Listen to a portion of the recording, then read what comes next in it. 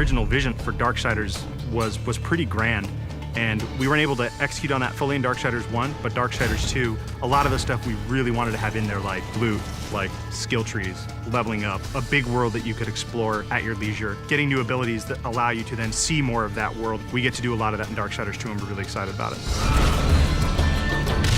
When we were coming up with the loot for the game, we had a lot of fun. We knew the weapon types and the armor and stuff that Death would wear, but obviously we want to have a lot of variety and allow people to really make their guy look different from their friends. Let me tell you about loot. It's the best new feature we're adding to Darksiders 2. You get to pick whatever gear you want to use.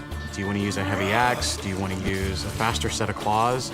Do you prefer extra fire damage? Do you want added strength? Do you want added stamina? There's got to be thousands of pieces of loot. I mean, not is there a bunch of visual combinations, there's a bunch of statistical combinations. Of course, you're going to find just common stuff, and then you're going to start to find some that have magical properties. You're going to get some that really are loaded up with stats, and eventually, our top-tier loot is called possessed weapons, and those are going to be a lot of fun because they stay with you, and you're actually able to take items that you found, and you can feed those items into the possessed weapon to increase their power. Essentially, the possessed weapons level up with you based on how often you feed them with the loot that you don't want anymore. And I think it's that tier of loot that we're introducing that's going to be the most exciting. In Darksiders 2, we've got a skill tree. There are two major sides. You've got the Necromancer side and the Harbinger side. The Harbinger is more warrior-based, melee, in-your-face, hand-to-hand combat, weapon-based combat. Necromancer is your spellcaster.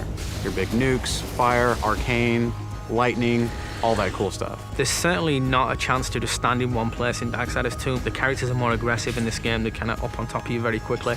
So one, you have to think a lot quicker than you did on the first one. But because you've got so many different tools to handle that combat now, players can handle it in a lot of different ways. They can hold back and use a lot of the magic if they're not very good at the melee combat, but you can also get in and get through from a very up close and personal style of gameplay. So it's really down to the type of player who's playing the game.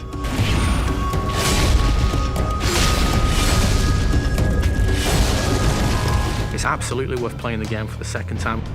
We hold back some of our really high-end, powerful loot items for the second read-through. There are quests that are going to force you to explore the world into nooks and crannies you didn't even know existed, and to go down through some pretty serious content. And some are funny, some are serious, but there's a lot to see. It sort of harkens back to the elements that were special in old school games. That's what we really wanted to pack into Darksiders 2. We want people to sense our passion. It's a game made for gamers by gamers.